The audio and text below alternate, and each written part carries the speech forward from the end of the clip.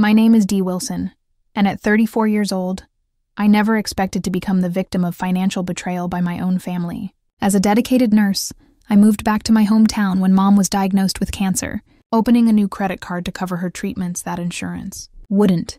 I thought I was doing the right thing, until I scrolled through social media one evening and saw my nephews arriving at their birthday party in a helicopter. A $20,000 party charged to my credit card. Drop a comment letting me know where you're watching from. And if you've ever had family take advantage of you financially, hit that subscribe button before I tell you what happened when I confronted my brother. For 10 years, I built my life in Chicago as a nurse at County Hospital.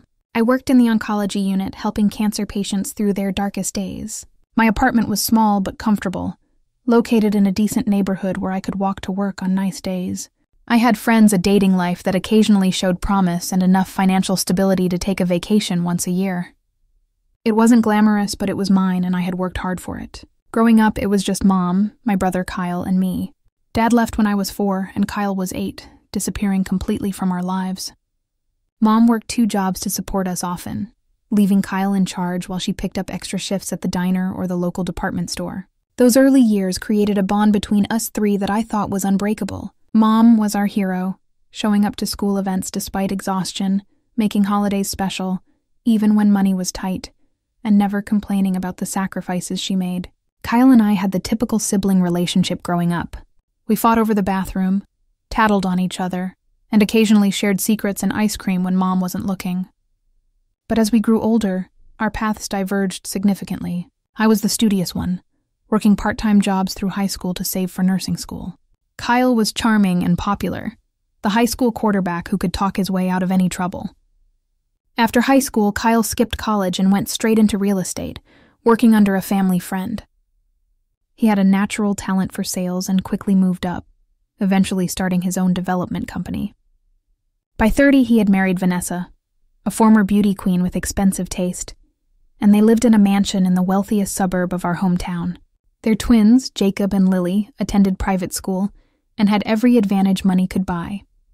Meanwhile, I put myself through nursing school, accumulated student loan debt, and built my career one 12-hour shift at a time. I sent money home to Mom when I could call her twice a week and visited for major holidays.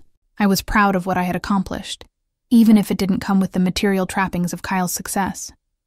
6 months ago, everything changed with a single phone call. Mom's voice was unnaturally calm as she told me she had been diagnosed with stage 3 breast cancer. The doctors were optimistic, she assured me, but she would need surgery followed by an aggressive treatment regimen.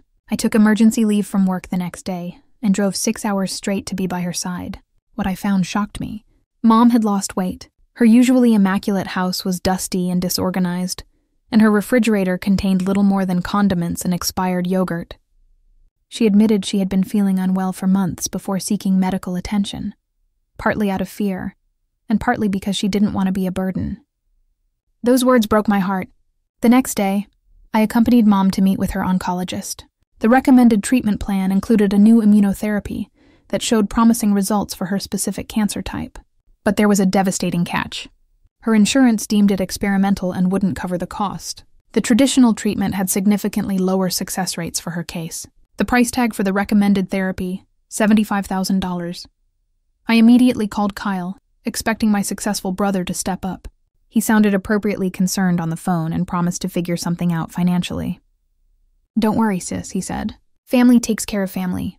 Those words would later come back to haunt me.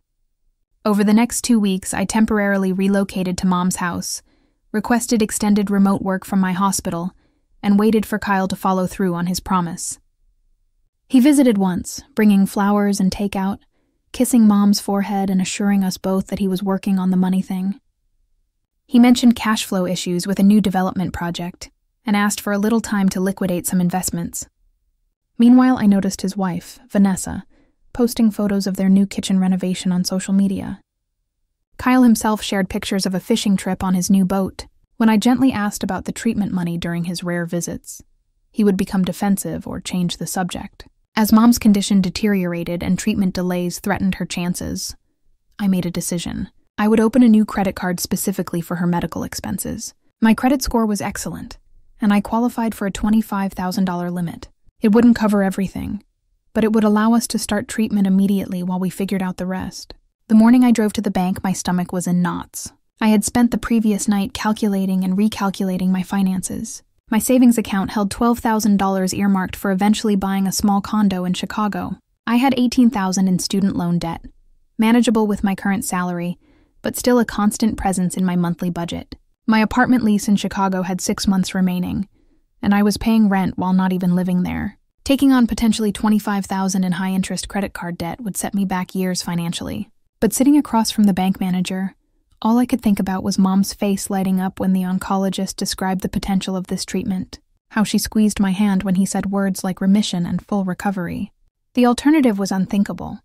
And you understand the interest rate will be 17.9% after the 12-month promotional period? The manager asked, sliding the paperwork toward me. I nodded, signed my name, and 30 minutes later walked out with a plastic card that represented both hope and financial anxiety. The weight of responsibility felt physical pressing down on my shoulders as I drove back to Mom's house. When I presented her with the solution, her eyes filled with tears. "Dear honey, I can't let you do this. It's too much. It's already done," I told her, forcing brightness into my voice. "And it's not forever. We'll look into patient assistance programs, payment plans, everything. But right now, we need to get you started on treatment."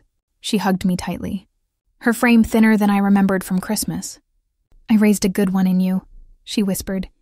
The first payment to the hospital was $15,000, nearly maxing out the card immediately. I kept the physical card in Mom's kitchen drawer, specifically for any emergency medical expenses that might arise. We created a budget for her other medications and appointments, allocating the remaining funds carefully. The first day of treatment remains vivid in my memory. Mom wore her favorite blue cardigan, and the pearl earrings Dad had given her before he left. Her hands trembled slightly as the nurse inserted the IV, but her voice was steady as she chatted about the weather and asked about the nurse's children. I sat beside her for 6 hours, watching clear liquid drip into her veins, hoping it was killing the cells that threatened to take her from me. Those early treatment days established a new routine. I would work remotely in the mornings, accompany Mom to appointments, prepare healthy meals that tempted her diminished appetite, and handle the growing pile of medical paperwork in the evenings. We spent more time together than we had since my childhood. And despite the circumstances, there were moments of unexpected joy. "Remember when you were about 7? Mom said one afternoon as we flipped through old photo albums, and you decided you wanted to be a doctor because Kyle had the chicken pox. I laughed, and I made a stethoscope out of paper towel rolls and kept checking his spots. "You were always the caretaker," she said softly. Even then, when I brought up Kyle's absence, Mom quickly defended him. "He's so busy with those development projects, and the twins have so many activities. He calls to check in. That's his way." I bit my tongue, not wanting to upset her by pointing out that calling wasn't enough, that his financial support had yet to materialize beyond bringing dinner occasionally, that while she was fighting for her life, his Instagram showed him at a golf tournament in Scottsdale. Each night, I would check my account balance and credit card statement online, watching the available credit dwindle with each necessary expense. I applied for assistance programs and spent hours on the phone with insurance companies seeking any possible coverage. Some nights I would lie awake calculating how many extra shifts I would need to work once I returned to Chicago to make the minimum payments. But seeing Mom's energy slowly returning, hearing her laugh again during our favorite TV shows, made every financial sacrifice worthwhile. Kyle visited about once a week, usually for less than an hour, often bringing the twins, who were too energetic for Mom's reduced stamina. He asked about her treatments in vague terms, but never about the costs. When I tried to bring it up privately, he would say things like, "Let's not talk business now," or "I told you I'm working on it." Meanwhile, I watched from afar as he purchased a new SUV for Vanessa, posting proud photos with the caption, "Only the best for my queen." The disconnect between his displayed wealth and his absence from Mom's financial burden grew increasingly difficult to ignore. Still, I focused on what mattered. Mom was responding well to treatment. Her oncologist used words like promising and encouraging during follow-up appointments. We celebrated small victories like a good blood test or a day without nausea.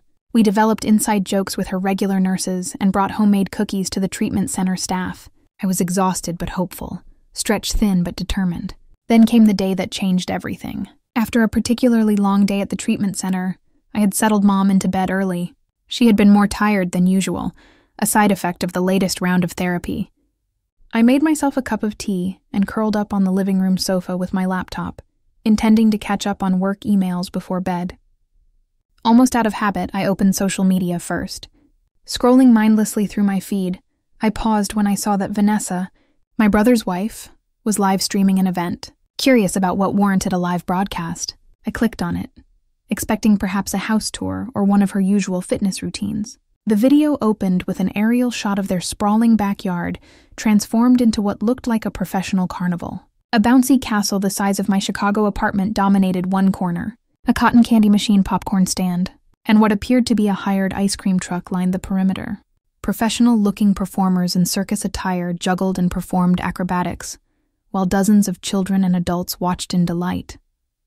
But what made my hand freeze around my tea mug was the sight of a helicopter landing on their expansive lawn. The camera zoomed in as the door opened, and Jacob and Lily emerged wearing matching outfits that probably cost more than my monthly rent, waving like celebrities while the assembled guests applauded. "The birthday twins have arrived," Vanessa's voice narrated excitedly. "Nothing but the best for our 8-year-olds. The camera panned across the gathering, capturing snippets of conversation. I distinctly heard one guest say to another, "Can you believe they spent 20 grand on a kid's party?" The other replied, "That's Kyle for you. Go big or go home." My stomach lurched. $20,000 for a children's birthday party? While Mom's medical bills piled up, while I had leveraged my financial future to pay for her treatments, I felt physically ill. With shaking hands, I opened another browser tab and logged into my credit card account. The balance that should have been around $10,000, leaving some emergency cushion for Mom's care, now showed as $24,150, just $50 under the limit. I scrolled through the recent transactions in disbelief. There. It was $19,850 to Premier Party Planning.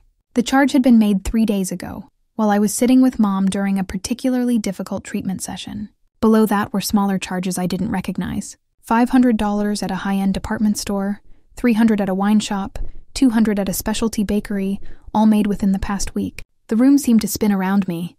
My credit card had been maxed out, not on Mom's life-saving treatment, but on helicopter rides and circus performers for 8-year-olds who already had everything. I immediately called the credit card company, my voice trembling as I reported potential fraud. The representative was sympathetic but confused. "The card was used in person, ma'am," she explained. "The chip was present and the correct PIN was entered. There's no indication of fraudulent activity from our security systems." "That's impossible," I insisted. "I have the card right here." I rushed to the kitchen drawer where I kept it, yanking it open. The envelope was there, but when I opened it, the card was gone. I hung up with the representative and sat at the kitchen table, my mind racing through possibilities. Had I misplaced it? Had Mom used it for something and forgotten to tell me, but she didn't know the PIN? As the pieces fell into place, a cold fury replaced my initial shock. Only one other person would have access to Mom's house, would know where we kept important documents, would potentially know or guess my PIN. Kyle. I watched the video again. This time, seeing it through different eyes. The extravagance wasn't just tasteless now. It was a personal betrayal. Every balloon, every performer, every second of that helicopter ride was paid for with money meant for our mother's cancer treatment. I sat alone at Mom's kitchen table until sunrise, cycling through disbelief, rage, heartbreak, and back again. By morning, I knew exactly what I needed to do. The next morning, I waited until Mom had taken her medications and settled in for her mid-M morning nap before quietly leaving the house. I drove the 20 minutes to Kyle and Vanessa's neighborhood, a gated community where homes started at 7 figures. I had only been to their house a handful of times since they moved in 3 years ago, always for obligatory holiday gatherings where Vanessa would give me the grand tour, pointing out new renovations or designer furniture pieces. The security guard at the entrance recognized me and waved me through with a smile. As I drove down the immaculate streets, I rehearsed what I would say, trying to find words that could possibly convey the magnitude of what Kyle had done. Their house came into view, a massive colonial with white columns and perfectly manicured landscaping. The circular driveway still contained evidence of yesterday's extravaganza. Workers were dismantling a stage area, and a rental truck was being loaded with folding chairs and tables. A large banner reading, "Happy 8th Birthday, Jacob and Lily," hung across the front of the garage. I parked and walked up to where Kyle was standing in the driveway, clipboard in hand, as he supervised the cleanup. He looked up as I approached his expression, shifting from surprise to an unconvincing smile. "Hey sis, what brings you by? How's Mom doing?"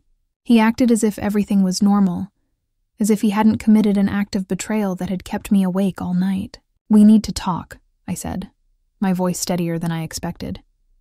"Privately." His smile faltered slightly, but he maintained his casual demeanor. Sure. Let me just finish with the rental guys, and I'll be right with you." "Now, Kyle." The steel in my voice caught his attention. He handed the clipboard to one of the workers and led me to the side of the house, away from the activity. "What's going on? Is it Mom? Is she okay?" There was genuine concern in his voice, which somehow made everything worse. "Mom is fine. No thanks to you." I pulled out my phone and showed him the credit card statement. "Want to explain this?" He glanced at the screen and I watched his face carefully. There was no shock, no confusion, just a slight tightening around his eyes before he composed himself. "Oh, that look I was going to tell you. I just needed a temporary loan for the kid's birthday. The timing was bad with some investments, and I knew you wouldn't miss it for a few weeks until I could pay you back." "A temporary loan." My voice rose despite my efforts to stay calm. "You took my credit card without permission and spent $20,000 on a party while Mom is fighting for her life." Kyle shrugged. Actually shrugged as if we were discussing a borrowed lawnmower. "Family helps family, right? That's what you're always saying. The kids only turn 8 once, and we had already promised them this party months ago." I couldn't disappoint them. "That card was for Mom's cancer treatment," I said slowly, enunciating each word. "Her medication, her hospital bills, not for helicopters and circus performers. Mom's getting her treatment, isn't she? Look, I'll pay you back once this development deal closes next month. It's not that big a deal." Vanessa emerged from the house, then dressed in yoga clothes that probably cost more than my entire wardrobe. Her expression soured when she saw me. "What's going on?" she asked, coming to stand beside Kyle. "Dee's upset about us borrowing her credit card for the party," Kyle explained as if I was being unreasonable. "Oh, that Vanessa had the audacity to roll her eyes. Kyle told me you were helping with the party. I thought you knew. Why would I agree to pay for a $20,000 birthday party when I can barely cover Mom's medical expenses?" I demanded. "Well, you weren't using your full credit limit," Kyle said, as if that justified everything. He actually grinned and added, "Thanks to your card, the kids had the best birthday ever. Everyone's talking about it." Something inside me snapped. A calm clarity replaced my anger. "My card only had about $100 left available," I said with a small cold smile. "The rest was allocated for Mom's ongoing treatment." "Did you even check the name on the account before you took it?" Kyle's grin faltered, confusion crossing his face. "What are you talking about?" "There was plenty of available credit. I checked. That's impossible unless a horrible thought occurred to me." I pulled out my phone and called Mom. She answered on the 3rd ring, her voice groggy from sleep. "Mom, I need to ask you something important. Did you give Kyle my credit card? The one I opened for your treatment?" A long pause followed. "Too long, Mom. He said he just needed it for a few days," she finally admitted. "He said his was compromised, and he had some business expenses. He promised he'd only use a small amount and pay it right back." My free hand clenched into a fist. "And you gave him the PIN." Another damning silence. "He said the business vendor needed it. I'll be home soon," I said quietly and ended the call. Looking back at Kyle and Vanessa, I saw no remorse, only the dawning realization that they might face consequences. "Look, there's clearly been a misunderstanding." Kyle began, his sales pitch voice emerging. "Let's all calm down and figure this out like adults." "You stole from Mom's cancer treatment fund," I said flatly. "There's nothing to figure out." "I didn't steal anything," Kyle insisted, color rising in his face. "Mom gave me the card, and like I said, I'll pay it back." "When? With what money?" "The same money you've been promising for 6 months while buying new cars and renovating your kitchen." Vanessa stepped forward. "Don't talk to my husband that way. If you weren't so selfish, you'd understand that family means supporting each other. Kyle works hard for what we have." I laughed a short, bitter sound. "Supporting each other? I left my life in Chicago to care for Mom. I maxed out my credit for her treatment. Where has your support been besides empty promises?" "We've been busy," Vanessa snapped. "We have children, responsibilities." "And I don't." The audacity was breathtaking. Kyle attempted to salvage the situation. "Look, I admit I should have asked first. That was wrong. But I'm good for the money. You know that. This development deal is going to be huge. Your promises mean nothing to me anymore, I said quietly. I'm going back to Mom's now. We'll discuss how you're going to fix this, but know this. If you don't make this right immediately, I'll be filing fraud charges. As I turned to leave, Vanessa called after me.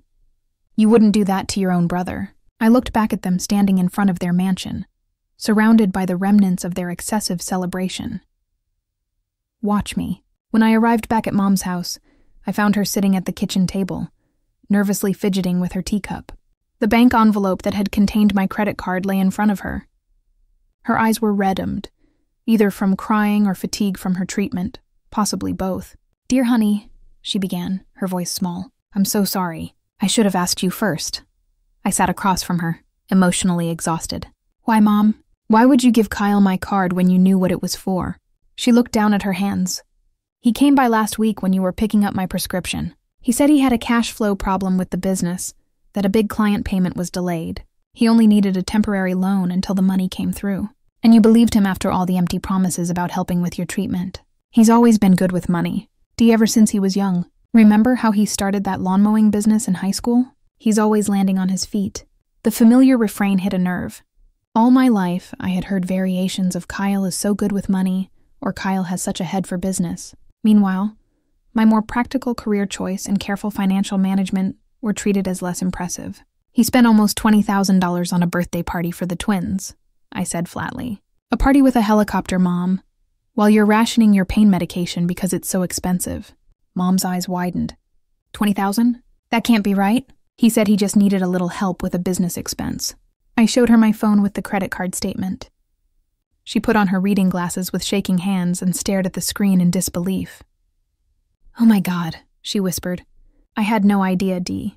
If I had known, would it have made a difference? I asked, unable to keep the hurt from my voice. You've always trusted his judgment over mine. You've always made excuses for him.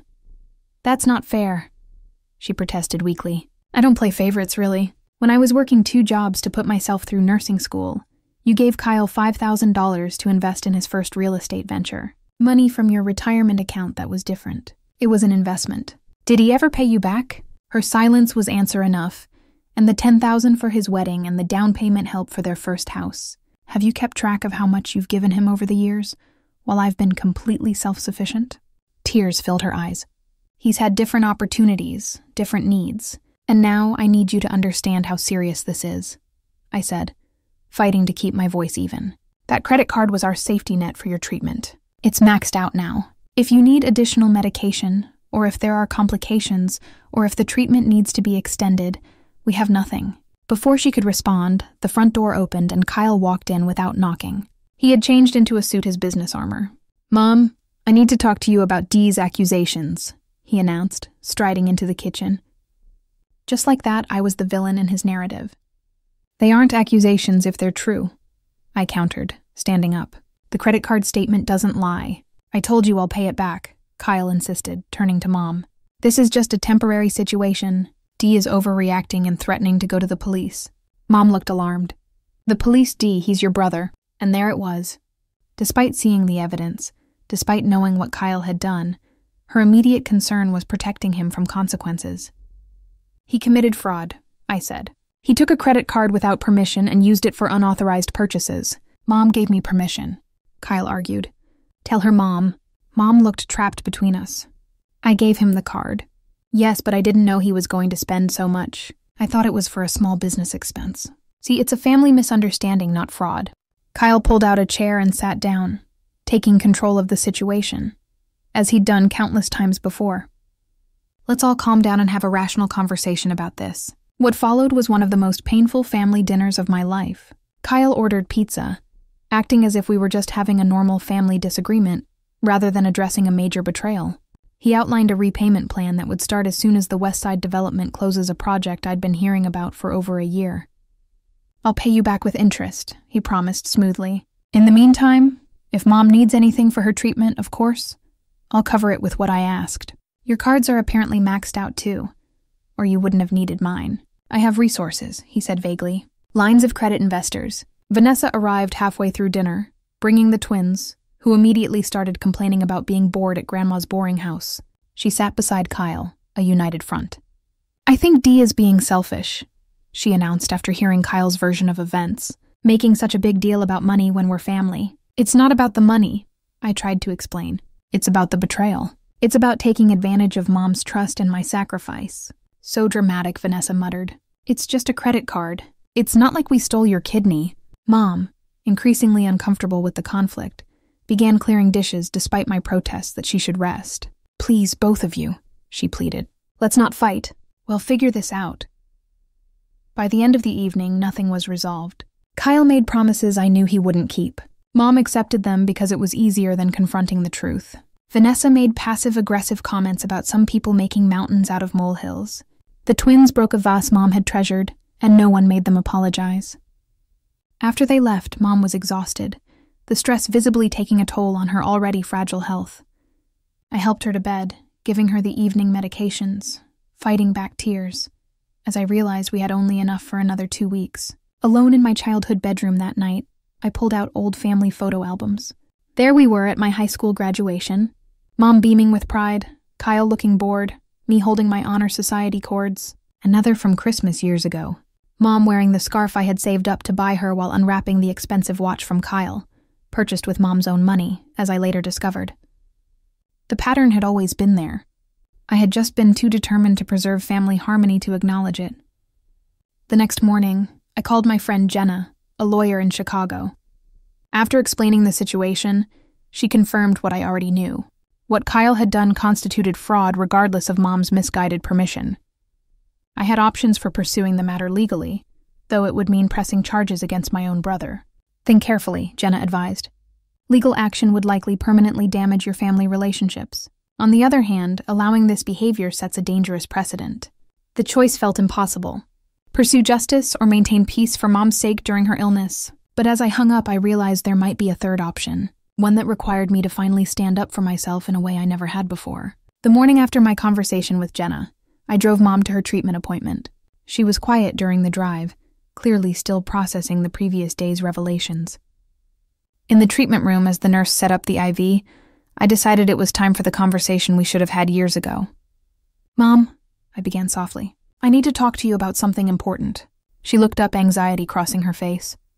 If it's about Kyle and the credit card I called him this morning, he promised to figure something out. It's not just about the credit card, I said, taking her hand. It's about a pattern that's existed our whole lives. I need you to hear me, really hear me about how it feels to always come second to Kyle. Her instinct was to deny it immediately. I don't have a favorite. I love you both equally. Love isn't the issue, I clarified. It's about expectations, consequences, and support. Kyle has been allowed to take and take while I've been expected to give and give. The nurse finished setting up the IV and tactfully left us alone. In that sterile hospital room with the rhythmic beep of the monitor as background, I finally opened up about years of accumulated hurt. The different standards we were held to, the financial support freely given to Kyle while I worked multiple jobs. The constant excuses made for his behavior while I was expected to be the responsible one. When I bought you that bracelet for your birthday 2 years ago, you cried because I shouldn't have spent the money. But when Kyle bought you a similar one a month later, you praised him for being so generous, never questioning where the money came from. Mom's eyes filled with tears. I never realized. I never meant to make you feel less valued. I know you didn't do it consciously, I acknowledged.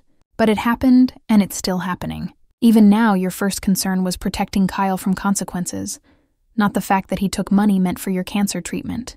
He's my son, she whispered. I worry about him.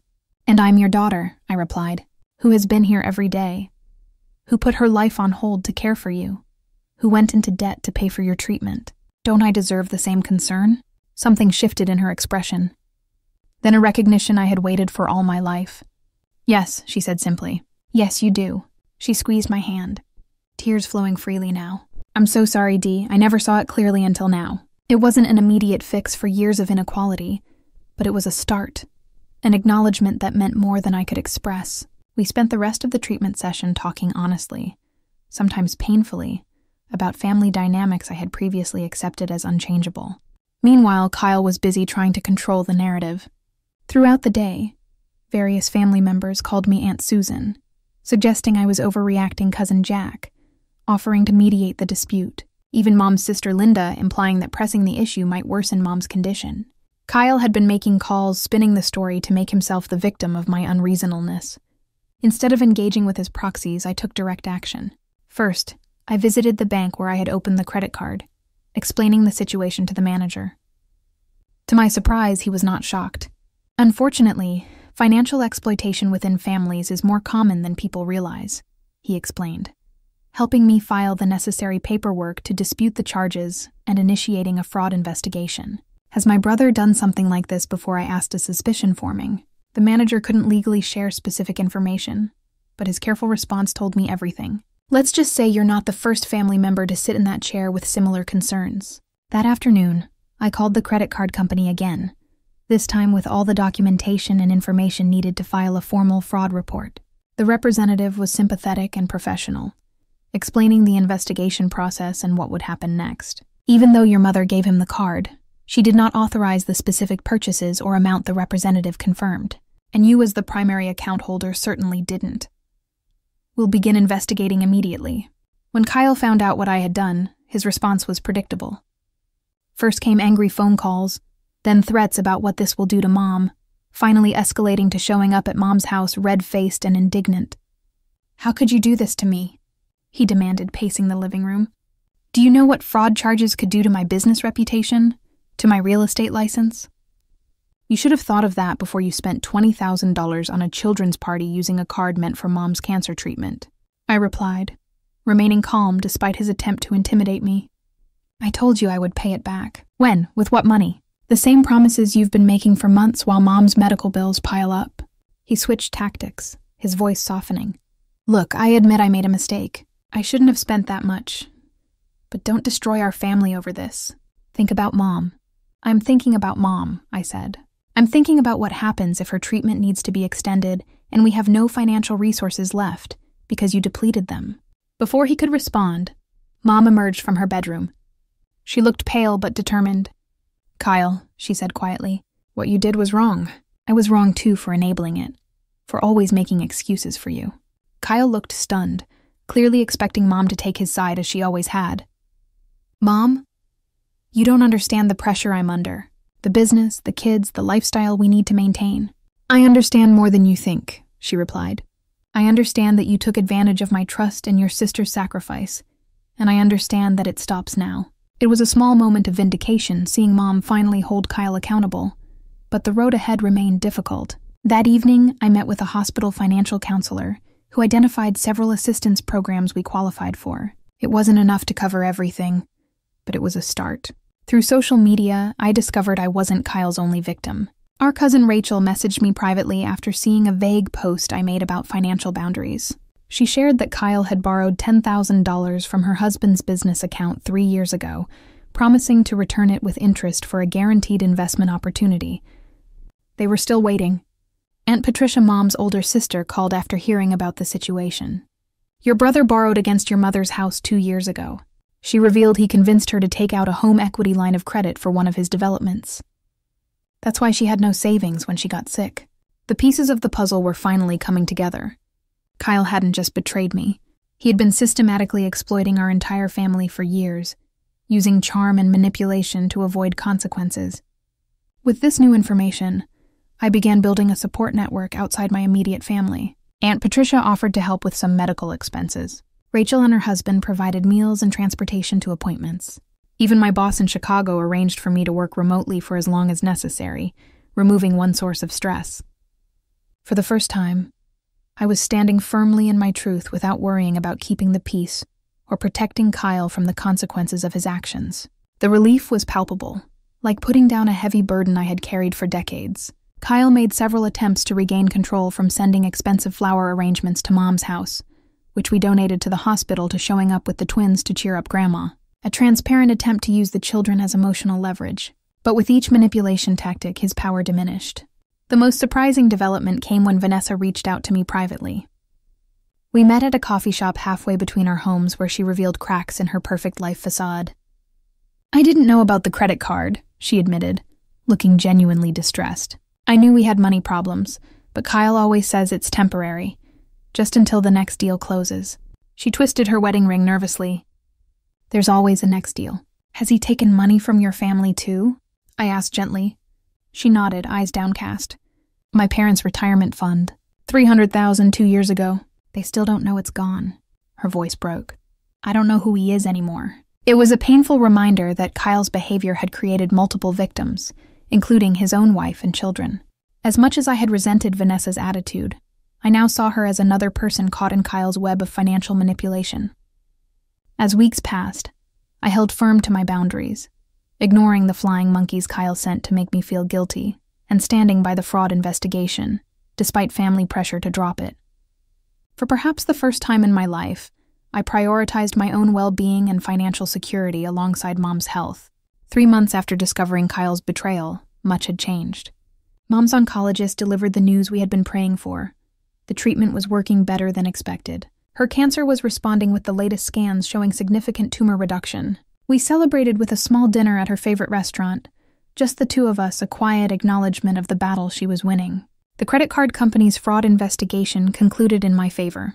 The charges for the party and associated expenses were reversed, restoring my available credit for Mom's ongoing care. Kyle faced no criminal charges as I ultimately decided not to press them, but the financial institution banned him from any future accounts and reported the incident to credit bureaus. Kyle's carefully constructed image had suffered significant damage. Word spread through family and business circles about his financial misdeeds. Several investors pulled out of his current development project, citing trust issues. For the first time in his adult life, he faced real consequences for his actions. Mom's perspective had undergone the most profound transformation. After our heart-to-heart in the treatment room, she began therapy sessions at my suggestion, working through patterns of enabling behavior that had characterized her relationship with Kyle. She acknowledged her role in creating the imbalance between us and made conscious efforts to correct it. I always thought I was helping him by making things easier, she confessed during one of our evening talks. But I was just teaching him that he never had to face consequences. One rainy Tuesday, she handed me an envelope. Inside was a check for $5,000. Mom, what's this? You can't afford this. It's from my insurance company, she explained. They finally approved partial coverage for the immunotherapy. It's not much compared to what you've spent, but it's a start. What moved me wasn't the money itself, but the fact that she had pursued the insurance claim independently, making dozens of calls and filing appeals without telling me, determined to contribute to her own care rather than relying solely on me. We established clear new boundaries with Kyle. He was welcome to visit Mom, but financial discussions were off limits. He could not be alone in her house, and all communication about her care went through me. These boundaries were met with initial resistance, but eventual grudging acceptance as he realized his usual tactics no longer worked. In a surprising turn of events, Kyle began seeing a therapist at Vanessa's insistence. Whether it was genuine self-improvement or an attempt to salvage his marriage remained unclear, but it was a step in the right direction. The twins continued their weekly visits, with Mom bringing drawings and stories from school rather than tales of extravagance. As for me, I faced a decision about my future. My leave of absence from the Chicago hospital was ending, requiring me to either return or resign permanently. Mom's improving health meant she needed less day-to-day assistance, but the thought of being 6 hours away if she had a setback filled me with anxiety. The solution came unexpectedly. The oncology unit at our local hospital had an opening for an experienced nurse. The position offered slightly less pay than my Chicago job, but would allow me to remain close to Mom while resuming my career. After much consideration, I accepted the offer, finding an affordable apartment just 15 minutes from Mom's house. Financial recovery would take time. The reversed credit card charges helped, but I had depleted most of my savings during the months of caring for Mom. I created a strict budget and repayment plan, accepting that my dream of home ownership would be delayed by several years. Still, watching Mom grow stronger each day made every sacrifice worthwhile. The extended family rallied in ways I hadn't anticipated. Aunt Patricia organized a schedule of relatives to help with Mom's transportation to appointments. Cousins took turns bringing meals and handling yard work. What had begun as a crisis had transformed into a community of support, revealing strengths in our family network I had never fully appreciated. Our first family gathering after the incident was Thanksgiving. The tension was palpable as Kyle, Vanessa, and the twins arrived at Mom's house. Kyle had lost weight, the strain of recent months evident in new lines around his eyes. Vanessa was quieter, less focused on appearances. The twins, blissfully unaware of adult complications, provided welcome distraction with their energy and chatter. Dinner conversation remained carefully neutral, focusing on the children's school activities and Mom's improving health.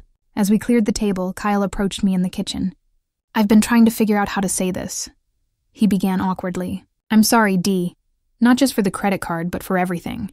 For taking you for granted, for assuming you would always pick up my slack." I studied his face, searching for the familiar signs of manipulation. Instead, I saw something rare, genuine contrition. "I'm not asking for forgiveness," he continued when I didn't immediately respond. "I just wanted you to know that I understand what I did. I'm working on it for real this time. It wasn't a magical reconciliation. Trust once broken requires more than words to rebuild. But it was an acknowledgement. A first step towards something healthier than what we had before. The most profound change was within myself. I had discovered strength. I didn't know I possessed the courage to establish boundaries and hold others accountable regardless of family pressure. My self-worth was no longer tied to self-sacrifice or approval from others. I had learned to advocate for myself with the same fierceness I had always shown when advocating for patients or for Mom. I found unexpected romance during this period of transition. Mark, a childhood friend who had moved back to town after a divorce, reached out after hearing about Mom's illness. What began as friendly support over coffee evolved into something deeper. Unlike previous relationships where I had diminished myself to accommodate others with Mark, I felt valued for exactly who I was, caretaker tendencies, and newfound boundaries alike. 6 months after the credit card incident, Mom's oncologist delivered the news. We had barely dared hope for remission.